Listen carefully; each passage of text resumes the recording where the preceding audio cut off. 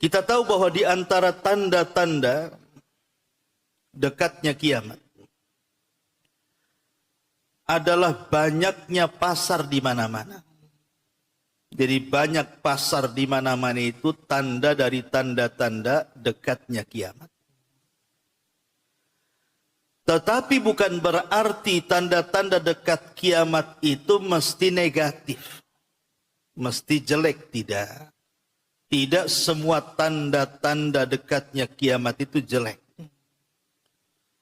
Karena kalau kita mendengar bahwa kiamat tidak akan terjadi kecuali ada ini itu, kesannya itu negatif. Tapi sebenarnya tanda-tanda dekatnya kiamat tidak mesti negatif, banyak juga yang positif. Salah satu bentuk positifnya adalah banyaknya pasar kan di mana-mana. Akhirnya kita dekat belanja. Yang jualan dekat, yang pembeli juga dekat, nggak harus jauh-jauh. Oh, zaman baheula kan jauh-jauh tuh pasarnya, apalagi di desa kadang naik angkot, naik dokar, macam-macam kan.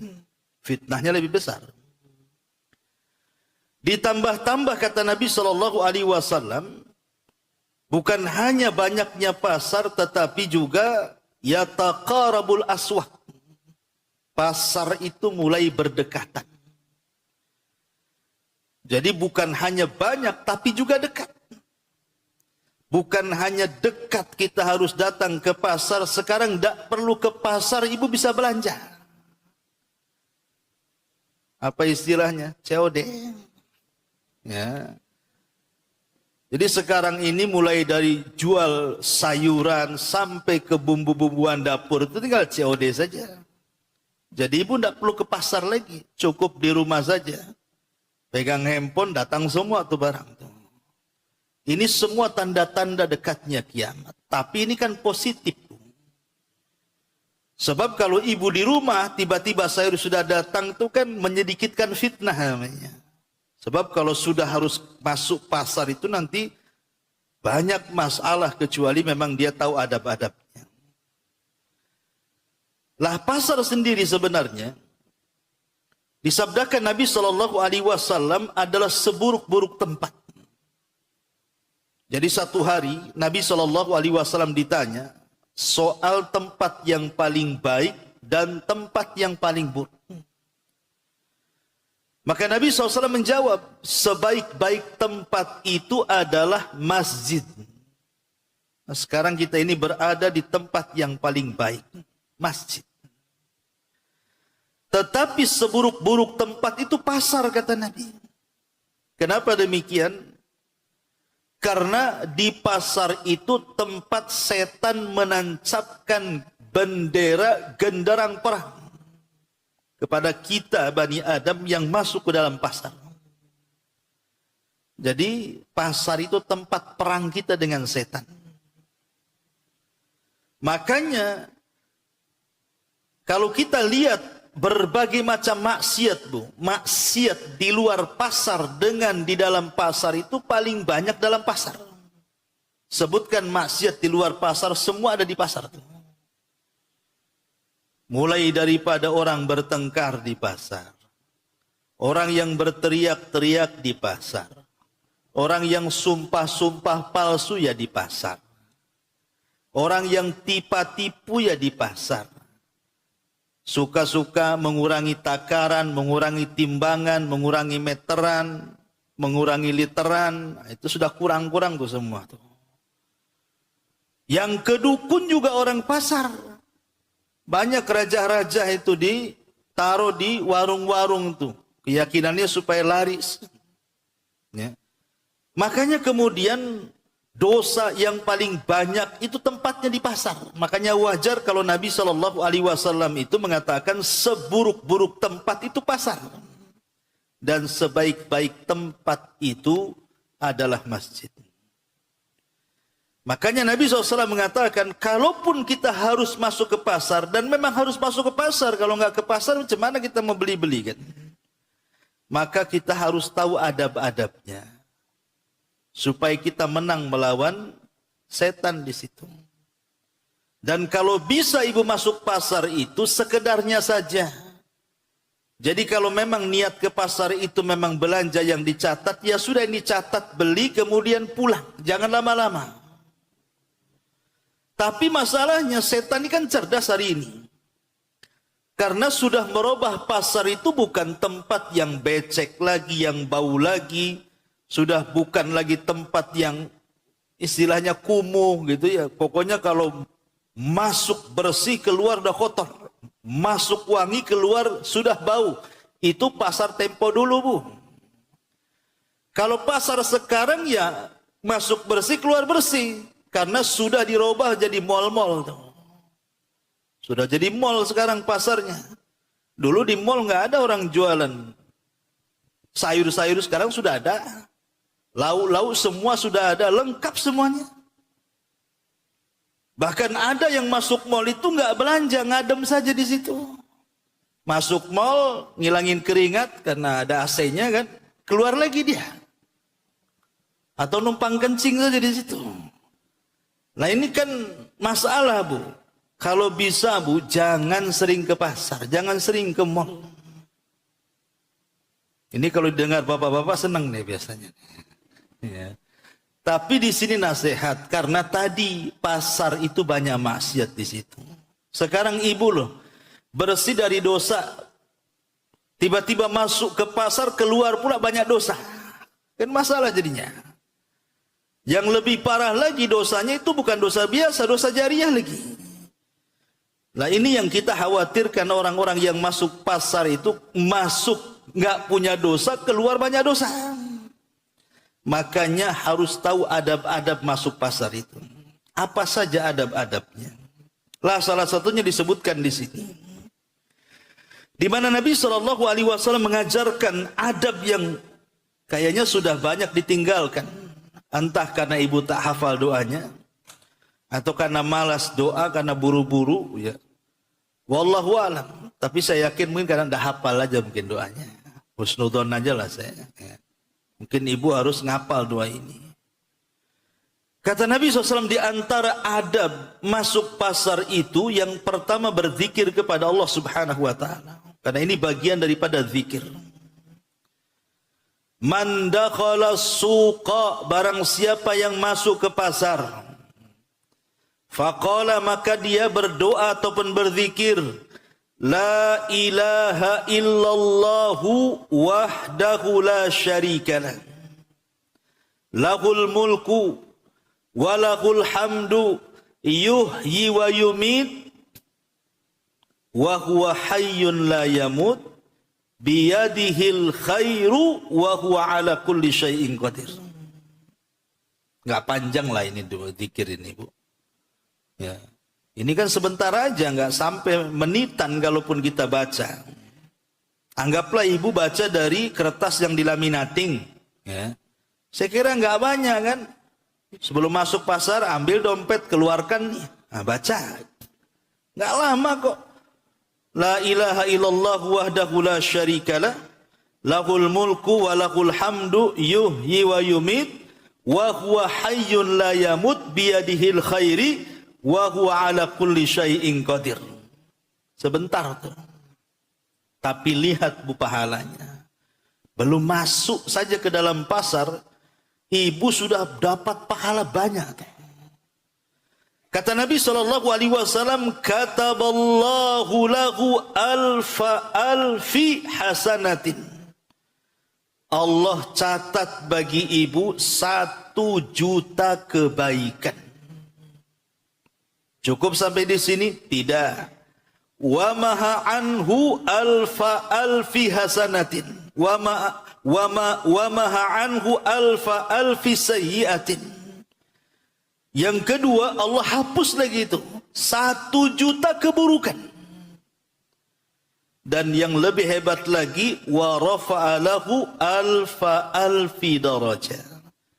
Dan Allah angkat 1 juta derajat. Dalam riwayat yang kedua, wabana lahu baitan fil jannah. Dan yang keempat, Allah akan bangunkan 1 istana di sorga. Luar biasa, Bu.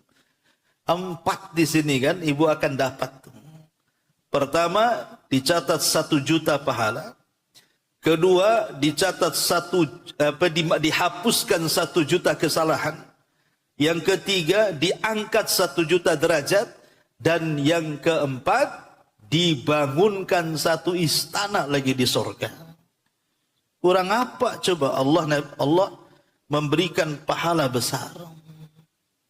Ini pahalanya besar. Sayanglah kalau pahala sebesar ini kemudian dilewatkan.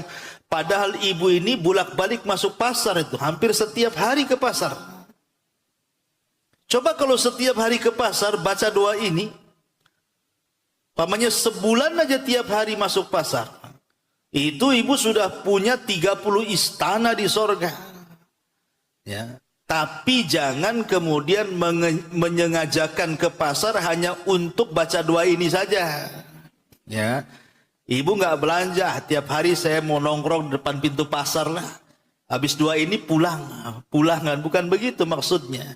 Maksudnya di sini memang ibu menyengajak pergi ke pasar supaya apa?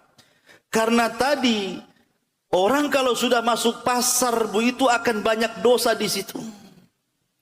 Makanya sebelum kita kemudian banyak melakukan maksiat dalam pasar itu, kita berdoa dulu di sini. Supaya kita dapat pahala, dosa kita dihapuskan, derajat kita diangkat, Allah bangunkan pula 1 istana di sorga. Jadi kalaupun seandainya Allah takdirkan kita ini mungkin adalah tanpa sepengetahuan kita melakukan dosa dalam pasar itu. Tapi kan balance bu, kita dapat pahala di satu sisi, buat dosa di sisi lain kan begitu. Tapi kalau sudah tidak baca doa ini, nggak dapat pahala, masuk banyak dosa, keluar lebih banyak lagi dosanya. Nah ini kan jadi masalah. Ya, jadi penting kita ini kemudian menghafal doa ini. Ya, apa perlu saya kasih PR hafal? Nanti kita tes minggu depan.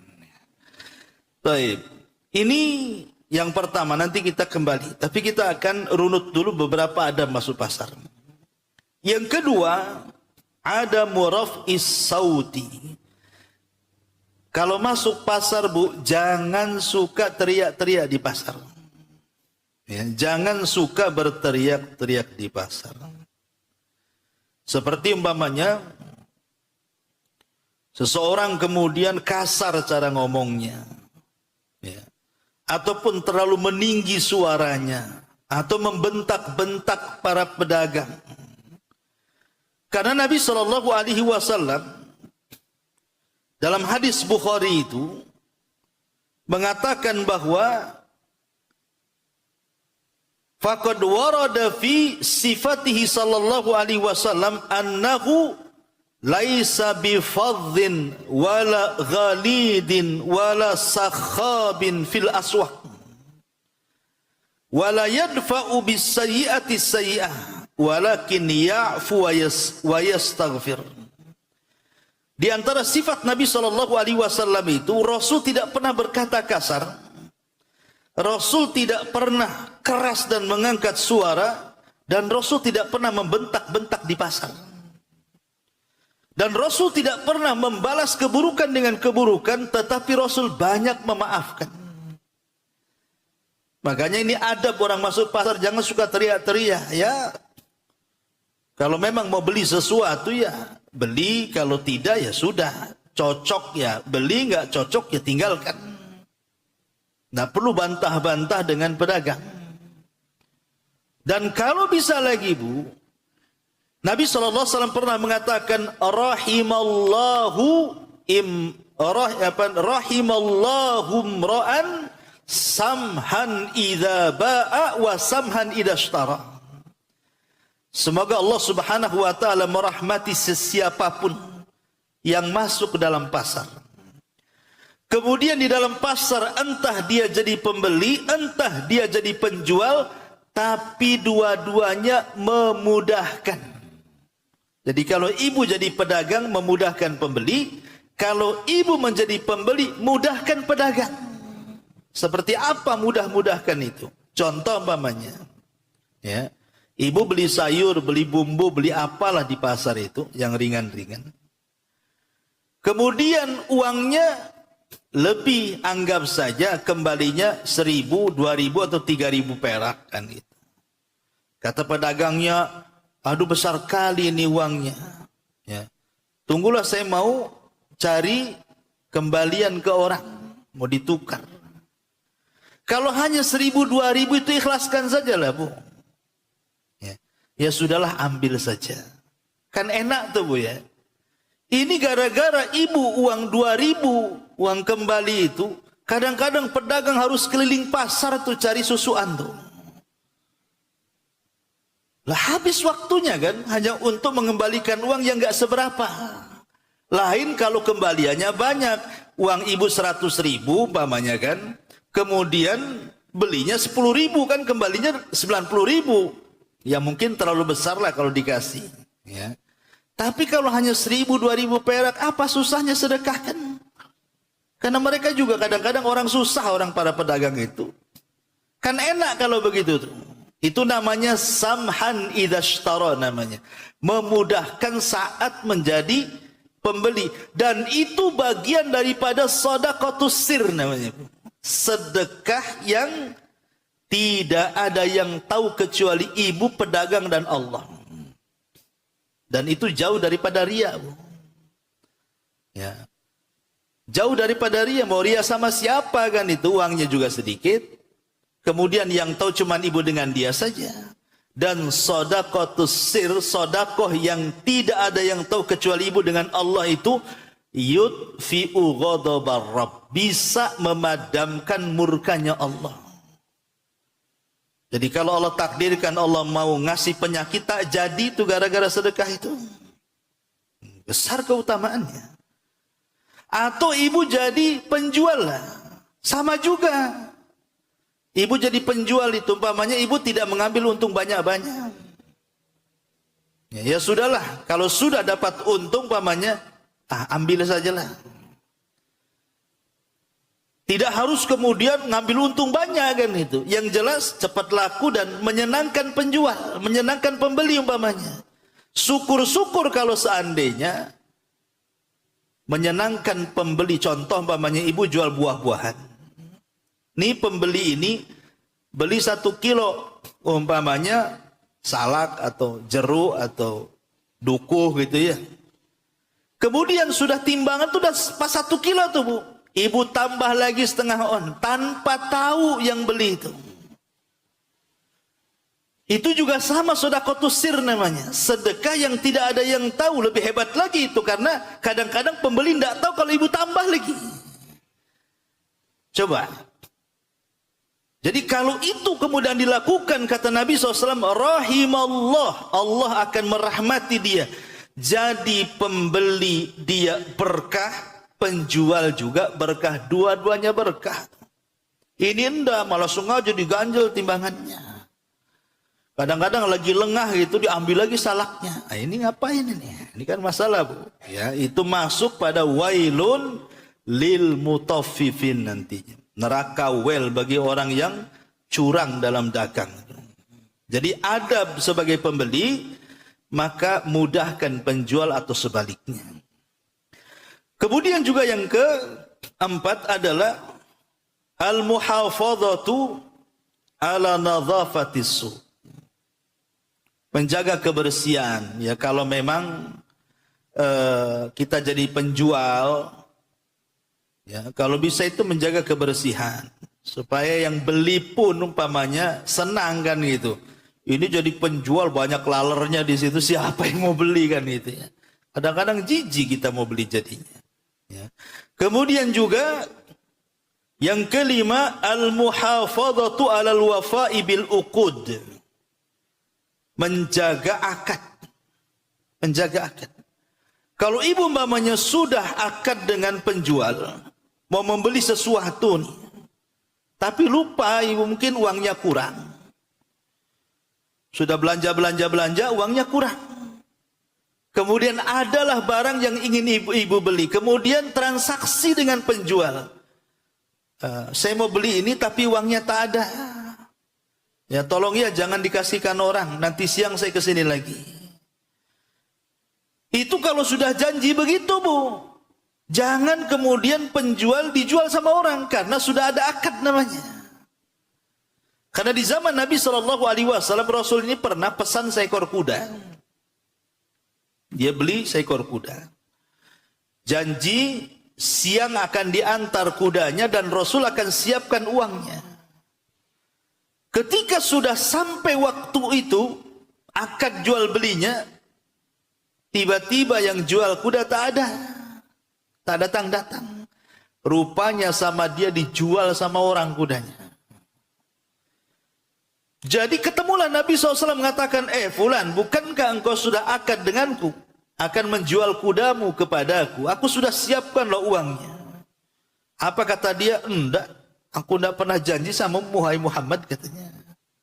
Iya sudah janji. Enggak katanya. Diingkari sama dia. Sampai ada sahabat mengatakan, saya yakin bahwa Nabi SAW, artinya Muhammad SAW, melakukan seperti itu. Akhirnya kemudian Nabi pun memuji sahabat ini, padahal dia nggak hadir di situ, nggak hadir saat akad kan, tapi dia yakin Nabi tidak mungkin dusta. Jadi gara-gara umpamanya yang menawar lebih tinggi lagi dikasihkan sama orang, itu tidak boleh. Itu tidak menjaga akad namanya. Ya. Kecuali kalau dibatalin, dijual lagi sama orang ya tidak apa-apa kalau sudah dibatalin. Kemudian juga yang harus dipahami adalah yang selanjutnya adamul iktsar minal halafi fil bai'i wasyira. Jangan terlampau banyak sumpah. Oh wallahi demi Allah dari sana nggak dapat loh. Saya pun ngambil untungnya sedikit padahal untungnya banyak. Ini barang asli demi Allah padahal KW. Kan ada orang-orang yang untuk menguatkan barangnya itu dia sumpah-sumpah tuh. Tidak boleh. Walaupun makanya pentingnya dalam apa namanya adab masuk pasar itu harus paham kapan bersumpah, kapan tidak bersumpah. Karena sumpah itu bukan untuk mainan. Karena banyak kemudian asal bersumpah untuk dusta itu dari siapa sih? Dari iblis. Ingat ketika Nabi Adam di sorga itu, dia akan diberikan was-was oleh iblis supaya mendekati buah larangan. Tapi tak pengaruh. Adam tak mau dekat-dekat. Karena tahu konsekuensinya. Ketika Adam diberikan was-was oleh iblis, tidak mau juga dekat dengan pohon itu, apalagi memakan buahnya, maka iblis datang bersumpah di hadapan Adam. Makanya Allah Subhanahu wa taala mengatakan, wa qasamahuma inni lakuma laminan nasihin. Iblis pun bersumpah kepada Adam dan Hawa bahwa dia termasuk orang yang memberi nasihat. Akhirnya Adam pun yakin dengan iblis bahwa iblis itu benar. Kata iblis, kenapa Allah larang kau dekat-dekat pohon itu wahai Adam? Tidak lain dan bukan supaya kamu tidak jadi malaikat atau supaya kamu kekal di sorga. Ketika mendengar kalau makan buah itu jadi malaikat atau jadi kekal di sorga, Adam pun memakan buah itu. Padahal sumpahnya iblis itu untuk kedustaan. Maka siapapun yang bersumpah untuk dusta, berarti dia iblis kan itu. Tapi jangan bilang sama orang, oh dasar iblis kamu. Bukan. Maksudnya di sini sifat dia itu meniru sifat iblis. Tak boleh juga diiblis-ibliskan para penjual tuh. Ya. Marah dia. Jadi ini juga yang harus dipahami. Jangan banyak bersumpah. Termasuk juga pembeli. Jangan suka dusta juga. Kadang ada pembeli dusta. Dari sana aja nggak dapat. Sana saya ke sana kemarin itu murah kok kamu jual mahal. Padahal nggak ke sana tuh. Sama juga tuh. Penjual ya sama juga suka dusta, pembeli juga sama. Itu kan podoai jadinya. Maka kalau bisa hindari sumpah-sumpah yang tidak pada tempatnya itu. Termasuk juga istinabu bakhsil kaili awil wazni wa tatfihima. Kurangi mengurang-urang takaran, mengurang-urang timbangan, mengurang-urang hak sebagai penjual ataupun pembeli, maka dua-duanya terlarang. Ya. Karena begini Bu ya. Kenapa Allah Subhanahu wa taala itu sampai mengancam orang-orang yang curang baik sebagai pedagang atau pembeli? Itu dengan sebuah lembah yang ada di neraka jahanam yang disebut dengan wail. Di Quran itu kan banyak tuh, berulang-ulang Allah menyebut kalimat wail itu. Wailun likulli humazatil lumazah, wailun lil mutaffifin, wailun likulli afakin athim. Itu banyak di Quran itu kalimat wail itu. Jadi wail itu satu lembah, itu berada di dasar jahanam.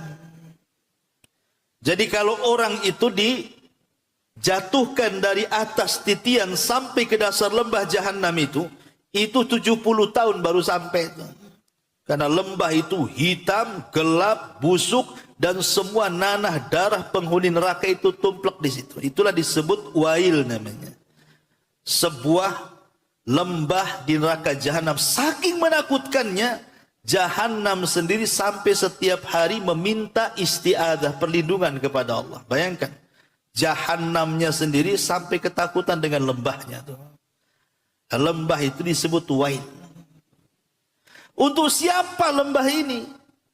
Maka Allah Subhanahu wa taala mengatakan wailun lil mutaffifin. Untuk orang yang curang dalam dagang.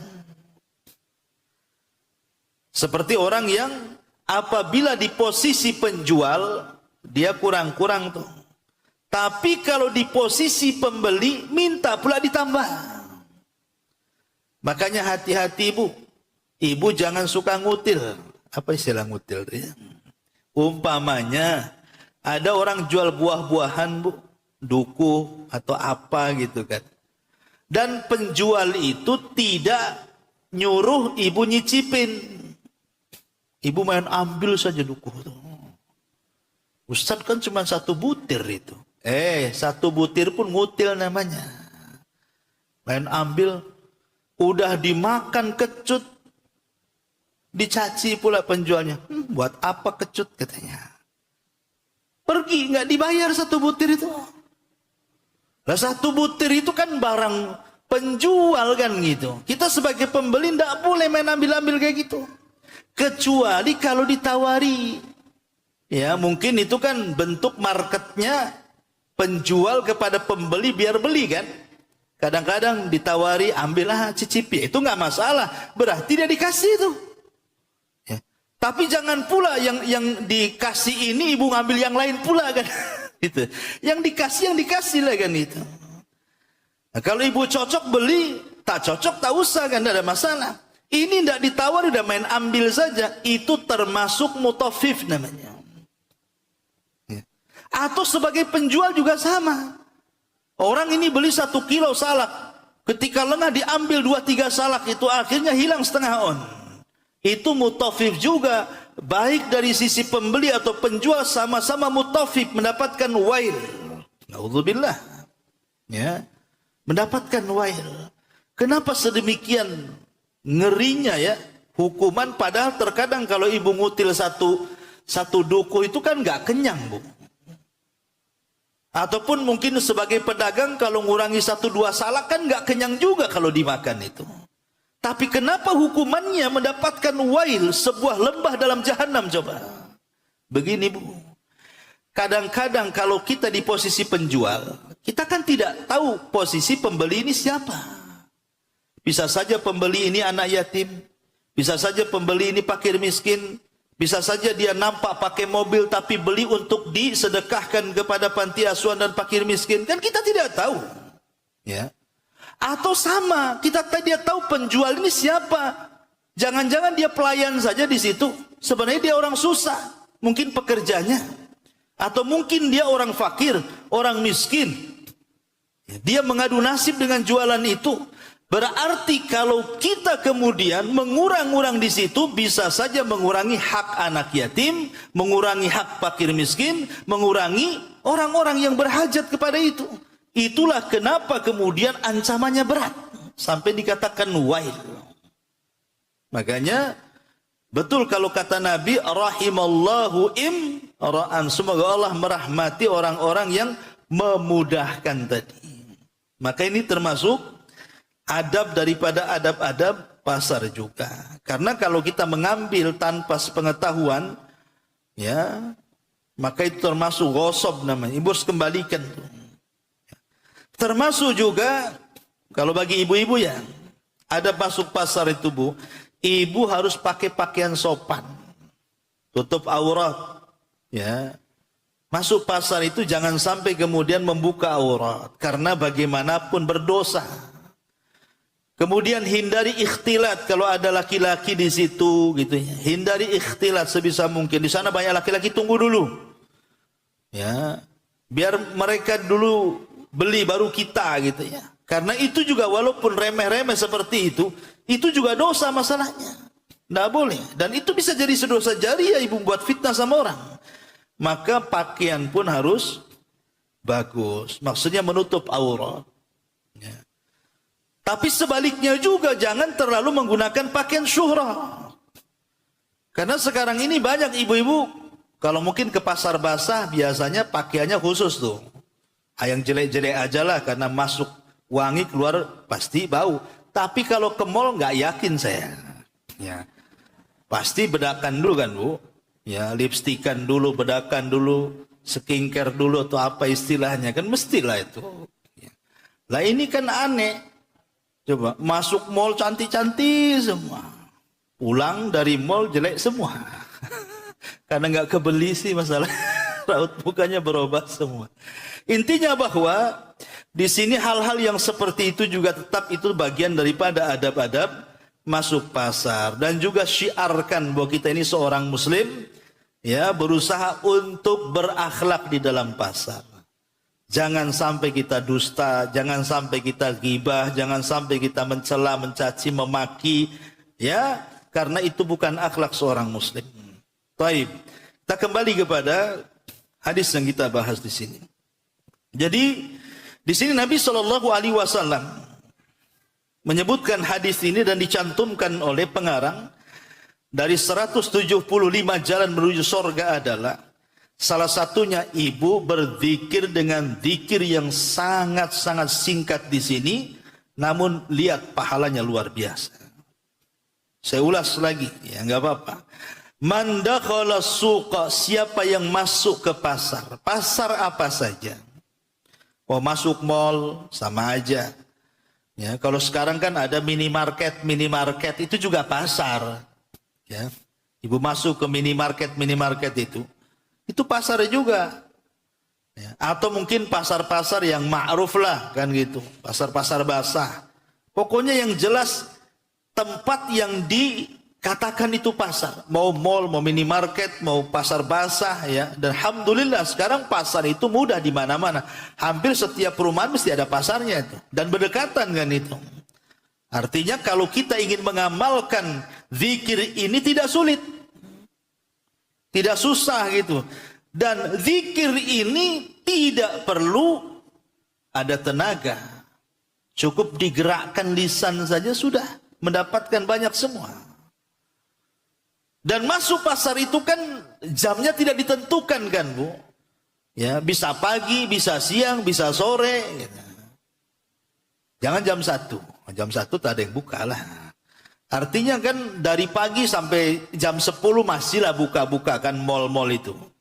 Walaupun kita mau belanja betul-betul yang pentingnya, bukan yang tidak penting, betul-betul memang kita berhajat untuk membeli. Ya. Artinya bahwa kalau kita hendak mengamalkan zikir ini mudah sekali. Karena pasar banyak.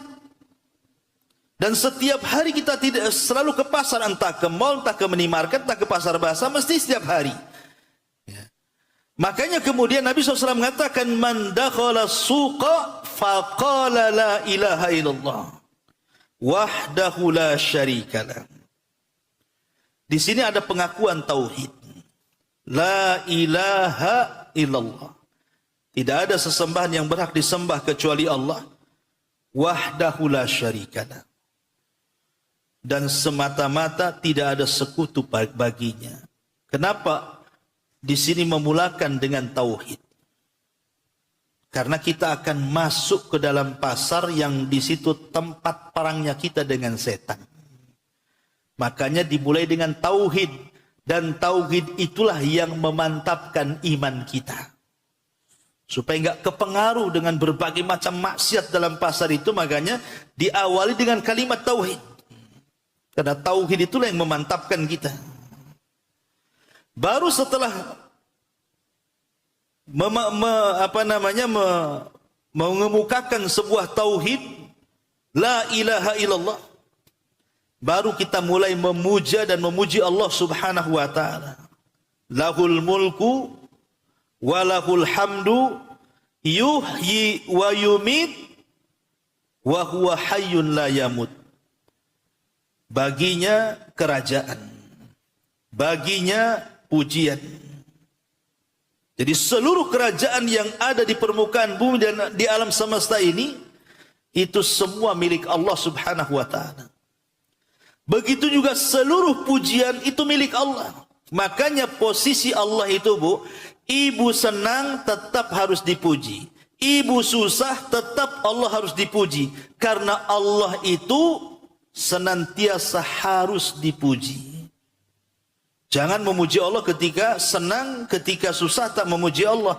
Makanya Bu, kalau ibu dapat kabar berita yang sifatnya tidak menyenangkan, apa kata Nabi? Ibu harus mengucapkan alhamdulillah ala kulli halin. Ini ada berita nih, lewat WA kah, lewat Instagram, pokoknya ada WA lah. Atau ada orang yang datang ke ibu ngasih kabar nggak nyenangkan, kabar buruk. Maka langsung ibu katakan alhamdulillah ala kulli hal. Segala puja dan puji hanya milik Allah dalam kondisi apapun. Tapi kalau kabar beritanya menyenangkan, lain lagi lafadznya, Bu. Alhamdulillahi bini'matihi tatimmu sholihat. Nah, gitu ya zikirnya, Bu. Jadi kalau kabarnya senang, kita katakan alhamdulillah binikmatihi tatimmus sholihat. Segala puja dan puji bagi Allah, karena nikmatnya sempurnalah amal saleh. Tapi kalau kabarnya tidak suka, katakan juga alhamdulillah ala kulli hal. Makanya kalimat alhamdulillah ini memang kalimat ajaib sebenarnya. Karena akan diucapkan oleh siapapun. Ibu tanya orang sehat, "Semana kabarnya?" "Alhamdulillah sehat." Ya. Datang sama orang sakit, "Gimana kabarnya?" "Alhamdulillah. Walaupun saya sakit, ada tuh yang lebih sakit daripada saya." Nah, gitu ya. Datang sama orang kaya, "Alhamdulillah, rizkinya Allah masih luaskan." Datang kepada orang susah, "Gimana keadaan?" "Alhamdulillah masih bisa makan. Si Anu tuh kemarin kelaparan." Jadi alhamdulillah ini tetap harus dibaca. Ibu susah baca alhamdulillah, senang baca alhamdulillah, fakir alhamdulillah, kaya alhamdulillah. Karena kalimat pujian itu hanya milik Allah. Walahul mulku, lahul mulku, walahul hamdu. Kemudian yuhyi wa yumit, dia yang menghidupkan dan yang mematikan. Wa huwa hayyun la yamut, dan dia satu-satunya zat yang hidup dan tidak pernah mati. Jadi Allah itu zat yang tidak pernah mati dan akan tetap hidup, dan dia pula zat yang menghidupkan dan yang mematikan. Ketika Nabi SAW meninggal dunia, maka semua sahabat tidak yakin dengan meninggalnya Nabi SAW. Kok bisa Nabi meninggal? Karena ketidakpercayaan para sahabat bahwa Rasul sudah meninggal itu, banyak para sahabat kayak orang gila. Ketika mendengar kabar kematian Nabi itu, ada yang berdiri kayak patung, nggak tahu apa yang harus dilakukan. Ada yang duduk lemas tidak bisa berdiri. Ada yang menangis, macam-macam lah para sahabat itu ketika mendengar berita itu. Termasuk Umar bin Khattab. Marah-marah dia malah. Datang ke rumahnya, ambil pedang, ngancam-ngancam orang. Siapa yang mengatakan Muhammad sudah mati, kupenggal lehernya. Muhammad itu tidak mati. Dia hanya sedang pergi 40 hari dan akan kembali mematahkan kaki dan tangan orang munafik. Sahabat kayak orang bingung. Datang Abu Bakar. Dialah orang yang paling tenang ketika menghadapi berita itu. Langsung masuk ke rumah putrinya Aisyah radhiyallahu anha. Dan ketika itu jasad Nabi SAW sedang ditutup kain. Dibukanya mukanya, dicium keningnya. Kemudian Abu Bakar mengatakan, tibta anta ya Rasulullah hayyan wa mayyitan. Sungguh baik dan indah jasadmu, baik ketika hidup ataupun ketika meninggal, wahai Rasul. Maka Abu Bakar keluar kamar, naik ke atas mimbar. Umar masih marah-marah itu, disuruh diam-diam. Tapi Umar masih juga ngoceh. Maka Abu Bakar mengingatkan kepada seluruh sahabatnya dan mengatakan, ayyuhan nas, man kana minkum ya'budu Muhammadan fa inna Muhammadan qad mat wa man kana minkum ya'budullaha fa innallaha hayyun la yamut. Kata Abu Bakar, wahai manusia, siapa di antara kalian yang menyembah Muhammad, lihat Muhammad sudah mati. Tapi siapa di antara kalian yang menyembah Allah, dialah zat yang maha hidup dan tidak akan pernah mati. Jadi kalau kita harus menyembah, menyembahlah kepada zat yang senantiasa hidup dan tidak pernah mati. Sembah Allah. Minta sesuatu kepada Allah. Jangan minta kepada zat yang mati, ke kuburan, tangkal-tangkal, ke jimat, ke pohon, ke ini, ke itu. Itu zat itu tidak hidup, mereka mati. Ya. Kemudian di sini biyadihil khair, di tangannya kebaikan. Kebaikan itu semua datang dari Allah. Maka mintalah kebaikan itu kepada Allah Subhanahu wa taala. Wa huwa ala kulli syai'in qadir, dan dia atas segala sesuatu maha mampu. Maha mampu merubah sesuatu yang kita anggap mustahil, bagi Allah itu mungkin. Tidak ada yang mustahil bagi Allah. Ya, kita kadang-kadang kayaknya mustahil deh. Enggak juga, bagi Allah tidak ada yang mustahil. Semua bagi Allah itu mungkin, karena Allah itu atas segala sesuatu maha mampu. Lah kalau kita baca doa ini, apa kata Rasul? Kataballahu lahu alfa alfi hasanah. Allah catat beribu-ribu, artinya 1.000.000 kebaikan. Coba Bu, kalau ibu melakukan kebaikan dengan sifatnya mengamalkan amalan ini dan itu, mungkin perlu banyak tuh, mendapatkan 1.000.000 kebaikan kan harus banyak beramal. Contoh namanya ibu baca Al-Quran, untuk mendapatkan 1.000.000 kebaikan itu, ibu harus membaca berapa huruf tuh? Kan 1 huruf 10 kebaikan. Berarti kalau untuk mendapatkan 1.000.000 kebaikan itu bisa berjus-jus baru kita dapatkan. Kalau baca Quran, ya. Atau umpamanya seseorang bersedekah. Sedekah itu kan kebaikannya dilipat gandakan menjadi 700 kali lipat. Lah untuk mendapatkan umpamanya 1.000.000 kebaikan dari sedekah itu kan harus mengeluarkan harta banyak. Lah kita tidak perlu sedekah dengan sedekah banyak, tidak perlu membaca Al-Quran harus berjuz-juz, cukup baca doa ini depan pasar loh Bu. Depan pasar. Ya, tapi nggak perlu action juga lah. Ibu pas di tengah-tengah gitu. Oh, belum geser. Belum dibaca, kayak baca undang-undang gitu ya. Ya nggak gitu kali. Ya, artinya ya cukuplah baca. Yang penting jangan orang tahu ibu sedang berdoa di situ. Ya. Karena sekarang ini kadang-kadang orang masuk pasar ini jeleknya, maaf Bu ya. Sekarang ini ada perbuatan yang sangat buruk sekali di antara kita ini. Suka memamer-mamerkan barang-barang yang kita beli. Taruh di medsos kadang ya. Ibu beli emas, sengaja dipasang, tolong foto dulu. Nanti kemudian taruh di Facebook. Ya. Ibu baru beli apa saja kadang-kadang dipoto taruh. Makan aja dipoto. Maka didekatkan kepitingnya tuh. Ya, biar nampak ini rajungan katanya.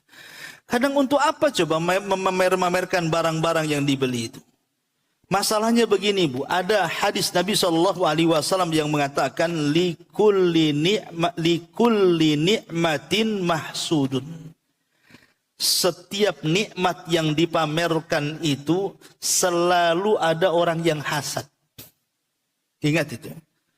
Setiap kenikmatan yang kita pamerkan itu mesti ada orang yang hasad di situ. Dan ingat bahwa orang yang hasad ini bahaya karena penyakit ain itu, penyakit mata.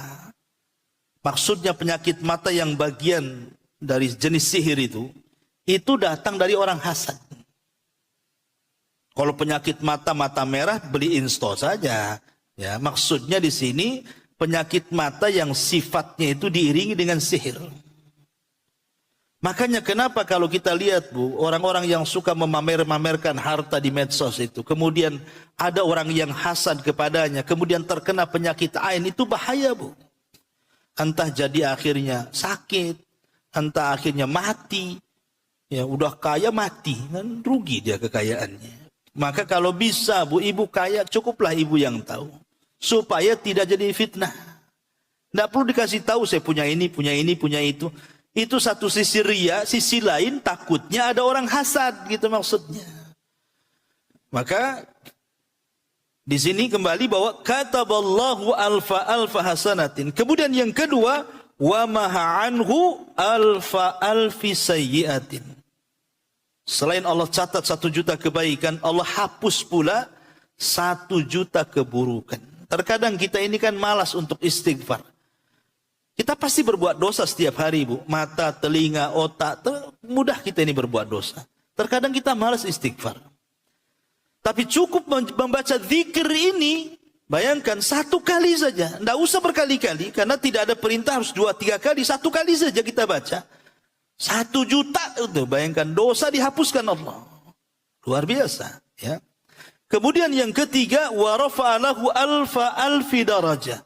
Allah angkat lagi derajat kita 1 juta derajat, bahkan yang lebih hebat lagi, wabana lahu baitan fil jannah. Allah akan dirikan 1 istana lagi di sorga.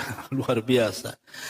Kalau ibu sampai 1 tahun bolak-balik masuk pasar, berapalah istana itu ibu dapatkan di sorga. Ya, tapi masalahnya ya gitu, kadang-kadang kita nggak yakin sih dengan sorga itu. Makanya kadang-kadang kurang bersemangat untuk mengamalkan. Coba kalau seandainya rumah di sorga itu ditampakkan di dunia. Pamannya setiap ibu masuk pasar dapat rumah 1 di Sukajadi. Nanti besok masuk pasar dapat lagi 1 rumah di Sukajadi. Berarti kalau 30 masuk pasar, 30 rumah di Sukajadi. Saya kira ngantri depan pasar itu Bu, orang baca doa ini. Nggak mungkin nggak ngantri. Mungkin ngantri itu berkilo-kilo tuh. Cuman nggak yakin pada rumah di sorga kan lebih indah daripada rumah Sukajadi. Apa rumah Sukajadi nggak ada apa-apanya dibandingkan sorga. Cuman karena nggak yakin kadang-kadang nggak mau baca ini. Yakinnya itu kalau dia mati dulu, baru setelah mati baru dia nyesel kenapa aku dulu nggak masuk pasar nggak baca doa. Jangan kemudian menyesal setelah adanya kematian. Inilah diantara amalan yang memasukkan kita ke dalam sorga adalah zikir ketika masuk ke dalam pasar. Wallahu a'lam. Tapi sampai di sini, kalau ada yang bertanya sebelum kita tutup, kita buka tanya jawab dulu.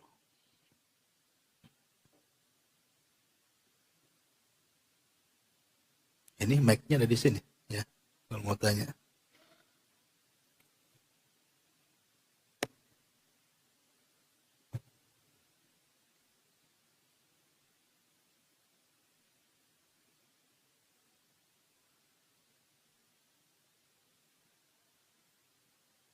Coba ini bawa aja nih mic-nya, nggak dengar. Oke.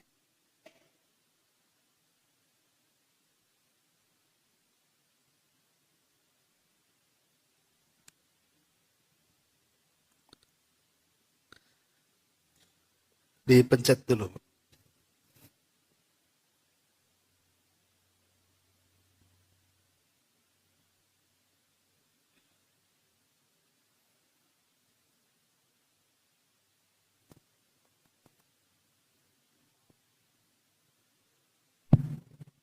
Bismillah, Ustadz, sebelumnya saya pernah mendengar bahwa doa ini ada juga di zikir setelah sholat subuh dan sholat maghrib, tetapi dia dikurangi dengan yuhyi wa sampai pada yuhyi wa yumit dan dikurangin wa huwa hayyul la yamut.